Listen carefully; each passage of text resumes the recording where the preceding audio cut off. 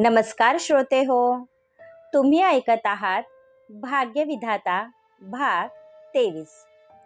सकाळी आरोहीला जाग आली. तिचं डोकं जड झालं होतं.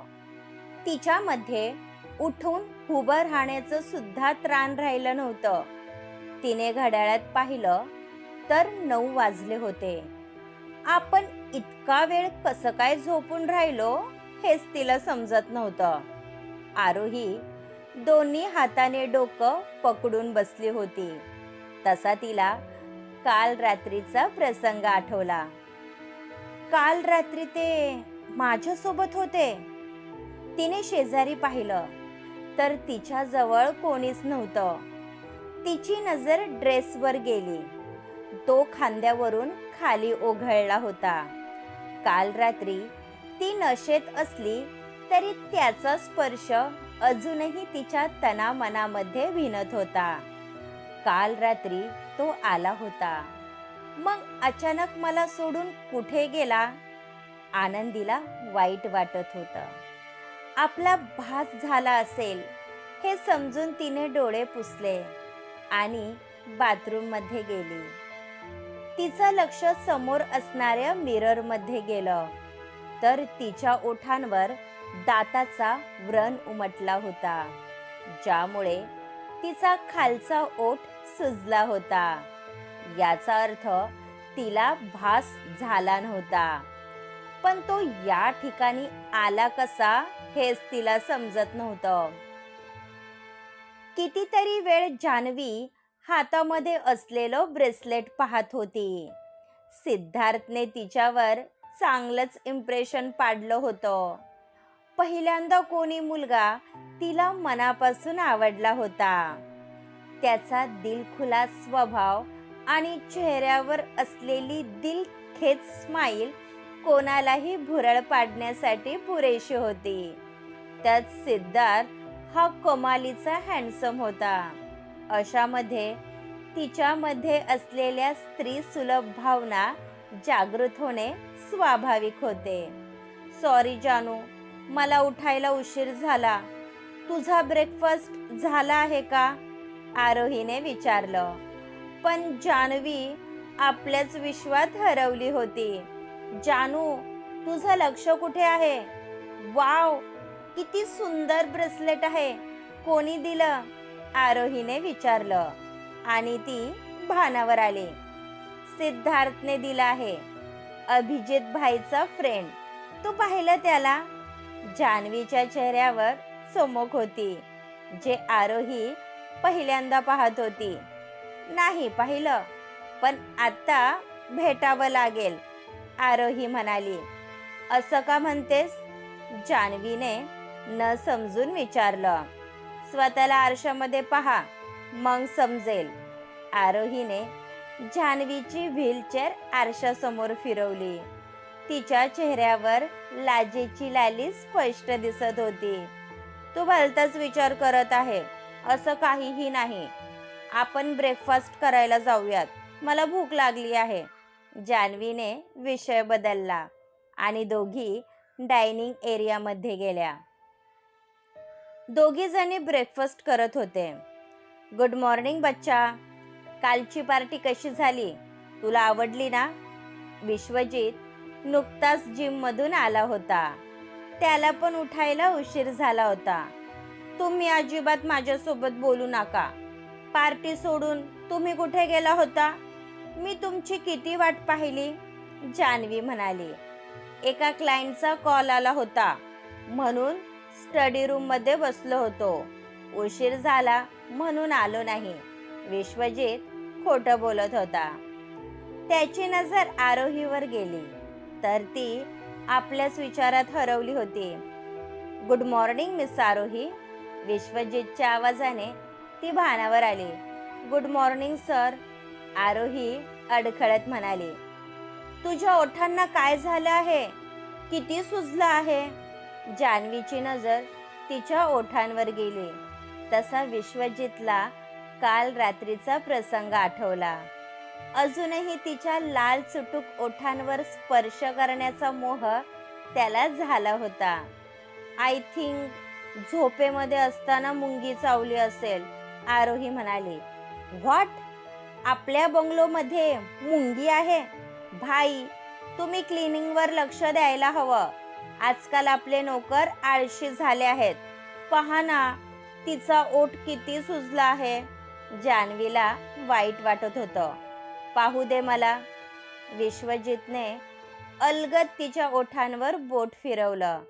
तसे आरोहीने डोळे मिटून घेतले. तो स्पर्श अजूनही तिच्या तनामनात जागा होता, ज्याचा अनुभव ती घेत होती. आपण डॉक्टरांकडे जाऊयात. असं काही होईल मला वाटलं नव्हतं, विश्वजित काळजीने म्हणाला आणि आपला हात काढला. आरोहीने डोळे उघडले. त्याच्या हलक्याशा स्पर्शाने तिच्या अंगावर शहार आला होता. अशा क्षुल्लक कारणासाठी डॉक्टरजवळ जाण्याची गरज नाही. मी एखाद मेडिसिन लावेन. बाय द वे जानू, रात्री पार्टीमध्ये मी सॉफ्ट ड्रिंक घेतली होती, ज्यामुळे मला चक्कर आली होती. मग अशा अवस्थेत मी बेडरूममध्ये कशी काय गेले? मला काहीच आठवत नाही, आरोहीने विचारलं. तसा विश्वजित घाबरला. हे मला कसं माहीत असणार? माझं लक्ष तर भलतीकडेच होतं. जान्हवीच्या डोळ्यासमोर अजूनही सिद्धार्थ होता. गुड मॉर्निंग भाई. अजून तुम्ही तयार झाला नाही? सिद्धार्थ तुमची वाट पाहत असेल. काल रात्री पण तुम्ही त्याला भेटला नाही, अभिजितने सांगितले. सिद्धार्थचं नाव ऐकून जान्हवीच्या चेहऱ्यावर चमक आली. आज माझं शेड्यूल बिझी आहे. आज रात्री त्याला डिनरसाठी इन्व्हाइट कर, म्हणजे मला व्यवस्थित बोलता येईल, विश्वजितने सांगितलं. सिद्धार्थ येणार या विचाराने जान्हवीच्या पोटात फुलपाखरू उडू लागली होती. पार्टीमधून निघाल्यानंतर त्रिशा ही शलाकाच्या फ्लॅटवर गेली होती. सिद्धार्थला पाहिल्यापासून तिचं चित्त थाऱ्यावर नव्हतं. सिद्धार्थ जे बोलतो ते करून दाखवल्याशिवाय राहत नाही, हे तिला माहीत होतं. म्हणून पुढं काय करावं हेच तिला समजत नव्हतं. तुला मी आधी सांगितलं होतं की सिद्धार्थच्या नादी लागू नको. पाहिलं ना, तो किती खतरनाक मुलगा आहे. त्याने डायरेक्ट पाटील बंगलोपर्यंत मजल गाठली. त्यात तुझं नशीब पहा, तो अभिजितचा बेस्ट फ्रेंड निघाला. तुला सावध राहायला हवं, नाहीतर तुझं काही खरं नाही. शलाका तिला परिस्थितीची जाणीव करून देत होती. आधी आरोही आणि आत्ता हा सिद्धार्थ. माझ्या पाठी काय साडेसाती लागली आहे काय माहीत. काल आमच्या दोघांची एंगेजमेंट झाली असती, त्यानंतर विश्वाला माझ्यासोबत लग्न करावं लागलं असतं, पण मध्ये सिद्धार्थने घोळ घातला, त्रिशा म्हणाली. तो सिद्धार्थला ऑफर दे, म्हणजे तो तुझा नाद सोडेल. पैसा पाहून चांगल्या चांगल्यांची नियत खराब होते, शलाखाने शक्कल लढवली. वेडी आहेस का? सिद्धार्थ काय तुला रोड साइड रोमिओ वाटला? त्याचे डॅडी खूप मोठे बिझनेसमॅन आहे, त्याला पैशाची गरज नाही, त्रिशा म्हणाली. ग्रेट यार. मग तू सिद्धार्थ सोबत लग्न का करत नाही? असाही विश्वजित तुला भाव देत नाही. त्याच्यावर टाइम वेस्ट करण्यापेक्षा सिद्धार्थ सोबत लग्न कर, सुखी राहशील, शलाकाने तिला सल्ला दिला, जो त्रिशाला अजिबात आवडला नाही. काहीही झालं तरी मी विश्वाला सोडणार नाही. त्याने जो माझा अपमान केला आहे त्याचा बदला घेतल्याशिवाय मी शांत बसणार नाही, त्रिशा तनतन करत निघून गेली. तिला समजवण्यामध्ये अर्थ नव्हता, कारण ती स्वतःची मनमानी करणार होती. समशेरा आणि जया त्याच्या फ्लॅटवर क्वालिटी टाइम स्पेंड करत होते. त्या दिवसानंतर जया फक्त त्याला डेट करत होती. तिच्या मनामध्ये समशेराविषयी प्रेम होतं. तिने आपलं शरीर पूर्ण निष्ठेने त्याला सुपूर्द केलं होतं. तरीही तिला त्याच्याकडून पैसे घ्यावे लागत होते, ज्याचं तिला वाईट वाटत होतं. कारण बाकी पुरुषांसारखं ती पण त्याला शरीर विकत होती, ज्याचं तिला वाईट वाटत होतं. पण पोटाची खळगी भरण्यासाठी तिला नाईलाजाने हे काम करावं लागत होतं. तू काहीतरी सांगणार होता? नाही, म्हणजे तू इतक्या घाईत बोलवलं म्हणून विचारलं. जया अंगावर कपडे चढवत होती. तुझी फ्रेंड आरोही, ती कॅरेक्टर वाईज कशी आहे? समशेराने विचारलं. तिचं कॅरेक्टर जाणून तू काय करणार आहे? तुला आवडली आहे का ती? जया गुस्सात म्हणाली. मी जे विचारलं आहे त्याचं सरळ उत्तर दे, आणि मी तिला बहीणसारखं समजतो. यापुढे पण तुझ्या डोक्यात घाणेरडे विचार येणार असतील तर माझा नाईलाज आहे. समशेराचा राग अनावर झाला होता, म्हणून तिला आपली चूक लक्षात आली. सॉरी, आरोही खूप चांगली मुलगी आहे. बिचारी परिस्थिती पुढे हरली आहे. जयाने आरोहीची संपूर्ण भूतकाळ सांगितला. तुला माहित होतं ती चांगली मुलगी आहे, मग तिला अण्णाजवळ पाठवण्याची काय गरज होती? तो नीच माणूस कसा आहे माहित आहे ना तुला? समशेरा म्हणाला. तिला जॉब मिळत नव्हता, त्यात आंटी रेंटसाठी ऐकत नव्हती, तरी जुलिया आणि मी आपल्या परीने तिची मदत करत होतो. आमची आर्थिक परिस्थिती तुला माहित आहे, म्हणून तिनेच हट्ट धरला होता. पण एका अर्थी बरं झालं ती या दलदलीमधून बाहेर निघाली. तुझे बॉस देव माणूस आहेत, त्यांनी आरोहीला सांभाळून घेतलं, नाहीतर तिची पण अवस्था माझ्यासारखी झाली असती. जया डोळ्यातील पाणी पुसत म्हणाली. तुझ्यासाठी मी आहे, पण तुझा विश्वास नाही त्याला मी काय करणार? तू म्हणत असेल तर मी आत्ता तुझ्यासोबत लग्न करण्यासाठी तयार आहे. समशेरा तिचा चेहरा उंजळीत घेत म्हणाला. तिने पूर्ण आवेगाने त्याला मिठी मारली. प्रत्येक भेटीत तो जयाला लग्नाविषयी विचारत होता, पण ती नेहमी जाणून बुजून हा विषय टाळत होती. बरेच प्रयत्न केल्यानंतर शैला मामी आणि खंडूची सुटका झाली होती.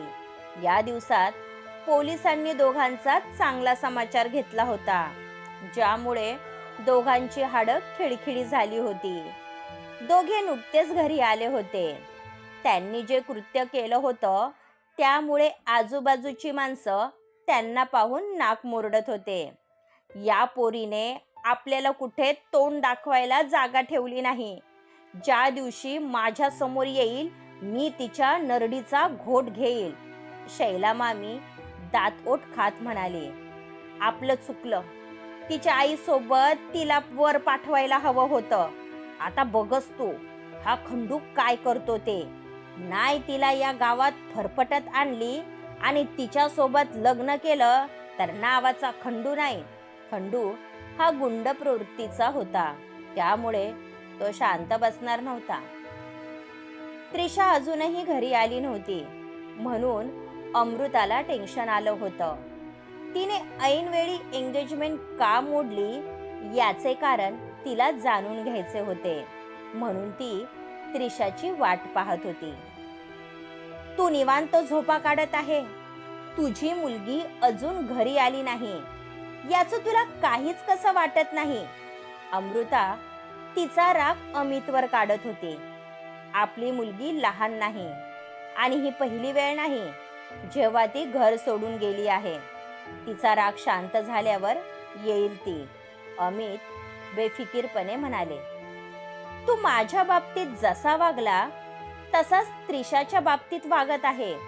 तुला आमची काळजी असती तर त्यावेळी तू आम्हाला सोडून गेला नसता. माझं चुकलं, तेव्हाच तुला डिवोर्स दिला असता तर आज आम्ही सुखात असतो. अमृताचे बोल त्यांना चांगलेच खुपले होते. तुझ्या या स्वभावामुळे माझ्या हातून पाप घडलं होतं, ज्याचं प्रायश्चित्त आज तागायत मला करता आलं नाही. अमित यांचा आवाज जड झाला होता. निदान माझ्या समोर तरी हा भोळेपणाचा आव आणत जाऊ नको. तू एक नंबरचा स्वार्थी माणूस आहे, म्हणून बायको असताना परस्त्री सोबत रंग उधळत होता, ज्यासाठी मी या जन्मात तरी तुला माफ करणार नाही. नशीब ती बाई माझ्या समोर आली नाही, नाहीतर तुझ्या समोर मी तिचा जीव घेतला असता. अमृताचे डोळे आग ओकत होते. जगासाठी दोघांचं नातं नॉर्मल असलं तरी त्यामध्ये कधीही न भरणारी दरी पडली होती. अमृता बाहेर निघून गेली. तितक्यात आरोही आतमध्ये आली. तुमची कॉफी. आरोहीच्या आवाजाने त्यांनी पटकन डोळे पुसले. मला यावेळी कॉफी हवी असते हे लक्षात आहे तर, अमित स्वतःला नॉर्मल दाखवत म्हणाले. त्या दिवशी तुम्हीच म्हणाला होता तुम्ही माझ्या वडिलांसारखे आहात, मग लक्षात ठेवायला नको का? आरोहीने त्यांच्या हातात कॉफीचा मग दिला. तुझ्या आईने तुझ्यावर खूप छान संस्कार केले आहे. कायम अशीच हसत राहा. अमित तिच्या डोक्यावरून हात फिरवत म्हणाले. पुढील भाग ऐकण्यासाठी आमच्या चॅनलला सबस्क्राईब करा. धन्यवाद.